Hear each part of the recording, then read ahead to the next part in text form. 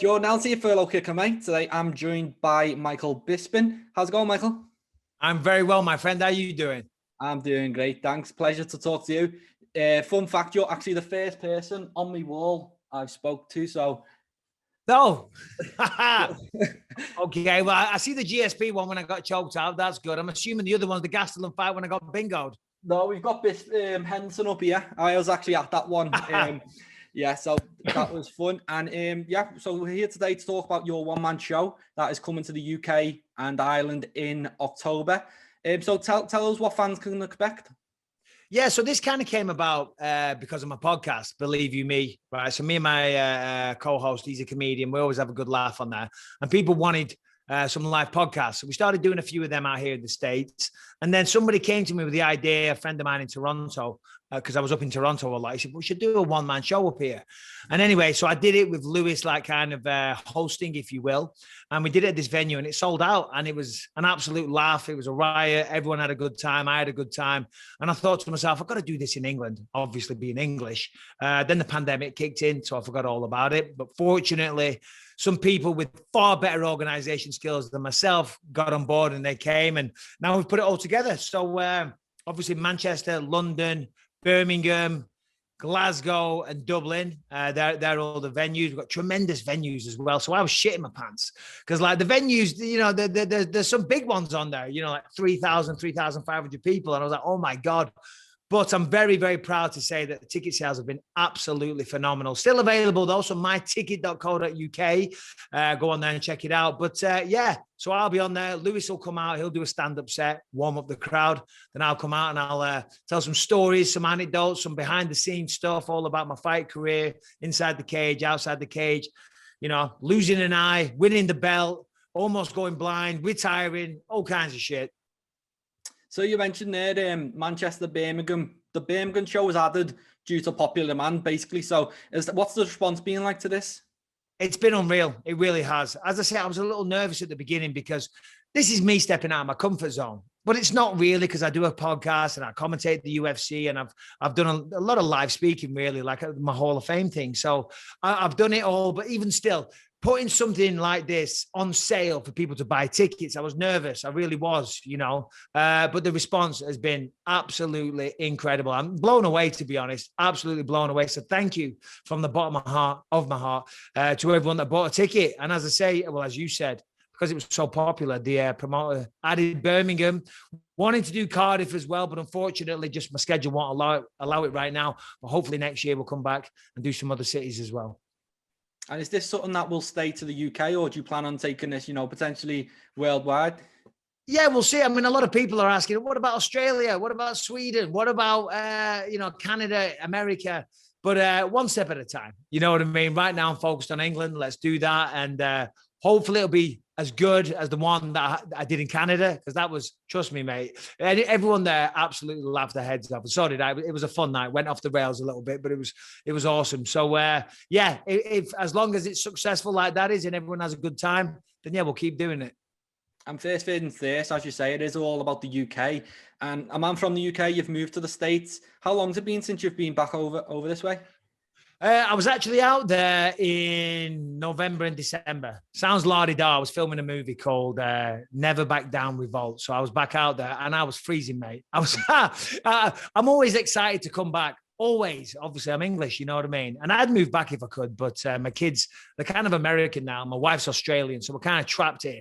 But yeah, I came back to do that movie and I was well excited. But then there's a pandemic going on and we did a proper lock out here in the States. They call it a lockdown. No one, they're doing whatever they want. But in the UK, oh man, it was locked down to the max. It was freezing. It was winter. I've gone soft living in California. I was freezing my balls off, but still always nice to be home. I know they're just opening up now. So everyone's sitting in beer gardens in the pouring rain, just drinking. Yeah. Yeah. Tops off.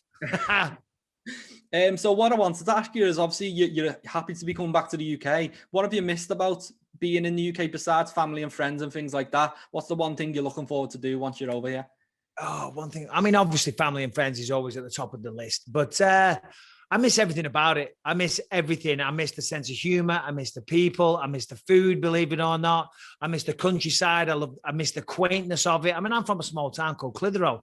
Do you know what I mean? And there's nowhere like that out here. Not in California anyway. I mean, the weather's great, but because it's so sunny all the time, it's kind of arid and dry. I'm used to lush greenery and forest and rivers, and I miss all that stuff. So can't wait to get home and just like do some of my old runs back home, see some old friends. Get a cheeky Nando's. Can't get a Nando's in the States. And what's the one thing you don't miss? Is it the weather? The weather, definitely. That believe it or not, that was one of the reasons why we left. My wife's Australian, so she wanted to move. Her family moved out of Australia, so she was by herself.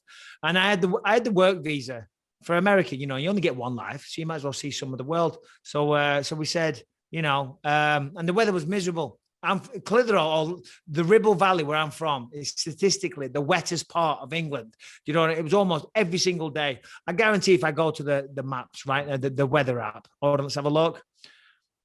Yeah, rain nearly every day, 80%, 40%, 100%, 80%, 90%. So it's raining. We're supposed to be getting into summer, but it's almost raining every goddamn day. It rains all the time. And we've got the kids and we couldn't go outside. And then I'm coming out to California and I'm doing training sessions. I remember I did jiu-jitsu and then we went in and had lunch at the beach afterwards. And I'm sitting there by the ocean in California, I'm like, fuck me, look at this. This is unreal. And I said to my mate, I said, wow, look at this. This isn't a bad life, is it? And he said, welcome to my life. And I thought, well, I've got the work visa. I said, let's give it a shot. Why not? And we moved like 2 weeks later. I said, if we're going, because we talked about it for years. I said, but if we're going to do it, let's just do it. So we booked a flight that day and everyone thought we were mental. But I said, listen, flights go both ways. If we don't like it, if it doesn't work out, we can always come back. So yeah, 10 years later, we're still here. Absolutely. It totally worked out. So I just want to speak about your post-fight career. Obviously, you were so single-minded, during your UFC career. It was all about the destiny, getting the middleweight belt. But now we see your post-fight and you've got, a podcast, a one-man show, you're acting, you're doing commentary. What's the goal now? Is there a goal? No, there isn't a goal as such. I mean, the goal is always the same, right? It's never ego driven. It's just trying to take care of my family. You know what I mean? And the world's a hard place. It's hard just to live your life these days. And I want to be able to, go to my grave knowing that I've set my children up, set my family up. As I say, it's never ego driven. I mean, fighting was all I could do back in the day, so I took that to its limit. I did what I could. And then it became onto challenges new. And then fortunately, the UFC have given me a role commentating, which I absolutely love. I'm a very lucky man to have that job. Started doing the podcast and that kind of took off as well. And then the acting kind of things, I never thought I'd be talking about acting. If you'd have told me that years ago, I'd have said, shut up, you dickhead. But yeah, I mean, I managed to land myself a movie and I loved it. I absolutely loved it. What's not to love? I'm always doing action stuff, running around with guns, doing fight scenes, making make-believe, you know what I mean? But it's in movies. It's a lot of fun. So I'm very, very lucky that I'm still managing to claw away at a career in that, because it's not easy. It's not hard. I haven't disappeared up my own backside, but fuck it. Why not? I'm in LA. Let's go for it. Yeah, it's great to see you sticking around post-fight. Just want to pick up on that commentary career you've got. Obviously, we've seen it the weekend. It's always a pleasure to having you on the commentary. It's a desired role, but it comes with quite a lot of stick, and you get it online. Even Joe Rogan gets it. He's been there since the start. How do you deal with that, and how is it different from being a fighter? Getting the stick as well. Yeah. No, I mean, listen, everyone's got their opinion, and that's the thing with sports. Like just at the weekend, there was a fight, and I said the first round should have been a 10-8, and then people came out, whoa, what the hell? And I saw the fighter in question put a little Instagram post on. But guess what? When it went to the judges, first round was a 10-8. So I was right. So put that in your pipe and smoke it. So I have a little fun with people on Twitter. But listen, I take the job very, very seriously, and the main thing is the fighters in there. You've got to do them justice. So there's a lot of research that goes into it. I'm watching all the fights. I'm looking for interviews. I'm looking at the social media, Googling their coaches, their gyms and stuff, trying to find out as much as possible about them. And I try and do the best job I can, and I feel like I do a good job. I get a lot of good feedback from people, but of course, here and there, someone's always going to have something to say, aren't they? And do you take it on board, any of the, the negative feedback, or do you just dismiss it as trolls? No, listen, if someone has something intelligent to say, constructive criticism is always very welcome, and the UFC producers, trust me, they've got a lot of it. They got a lot of constructive criticism for me. But as I say, I take it all on board. You know what I mean? The goal of everyone, we're trying to put out the best product, and we're trying to teach the people watching what's going on. We're trying to give the backstories to the fighters. We're trying to do them justice. I mean, there's the blood, sweat, and tears that goes into preparing for a fight. I know better than anybody. So I'm trying to convey that to the viewer. I'm trying to convey what's going on, what the fight could do, what they couldn't do, what maybe they're doing right, what they need more of. So there's a lot goes into it, but I'm in a very fortunate position. Yeah, I really love it. So you listen to the producers less so when it's someone like Dylan Danners popping up, having a go. Yeah, no, he's total knobhead. I mean, he just needs to shut up and disappear. I mean, what is he doing? What is he doing? I mean, the guy doesn't even fight. He just comes out the woodwork. Last Saturday night, he made a threat. He said, "Oh, when I see him in the street," I was like, "Oh my God." Number one, I don't fight in the street, and number two, you don't fight generally. Simple as that. So pipe down, shut up. But yeah, he's just what is he? What is he? He's just a waste of space. Not even worth my time. And from one of your gigs to another, so as you said, you're enjoying the acting, and you've just been cast as the lead in The Journeyman. I just want you to talk a bit about that, what the film's about, and when we can expect to see it, hopefully. Yeah, so I'm really, really excited about this. This will be my first lead role. And The Journeyman is actually a book by Mark Turley, and it focuses on a bunch of different fighters on a certain style of boxer that they call journeyman, right? There are a lot of fighters, a lot of boxers on the lower level grassroots scene. They're almost... It's not fixed, you know what I mean? They're brought in to lose, and they'll give it a good go, but they're happy. They know their place in life, if you will. They still work full time, and they make some extra cash on the side because they love boxing, and they go out there and they're used for guys that are going to be stars, almost as a stepping stone. They're legit fights and they'll try the best, but they're almost expected to lose, and it's about one guy in question that does that. And he has a lot of problems, a lot of substance abuse problems, alcohol and drugs. He's got a sad story, but he's also developing brain damage. He's got CTE. And as throughout the film, it's getting worse and worse and worse, but he continues to take fights. And, the script is the best script I've ever read in my life. But we're going to bring in a lot of boxers, a lot of fighters, to make it real. We're actually donating some of the proceeds of the movie to the foundation that deals with CTE and helping out retired boxers that actually have a lot of issues like that. So it's a powerful movie. It's got a great cause behind it. And as I said, we've got an amazing script. We've got an incredible director, and hopefully the lead actor is going to do a good job. Hopefully. So is there any type of date when that might be filming, released, anything like that? Yeah, well, it's still early days. We're still putting it all together. I'm a producer on the movie as well, so we're still securing all the finance for it. But that's going really well. And right now, the plan is sometime in autumn we'll be shooting in Manchester. But fingers crossed. But we'll see how it goes. Good to hear. And just on the back of that, I want to talk to you about boxing and the current state of boxing. So it's all up in the air right now. We've got YouTubers, we've got legends fighting, and then we see him on the edge of getting a Fury Joshua fight. So first thing first, what do you make of Fury Joshua? Who are you picking in that one? Fury Joshua, oh man, you're putting me on the spot here.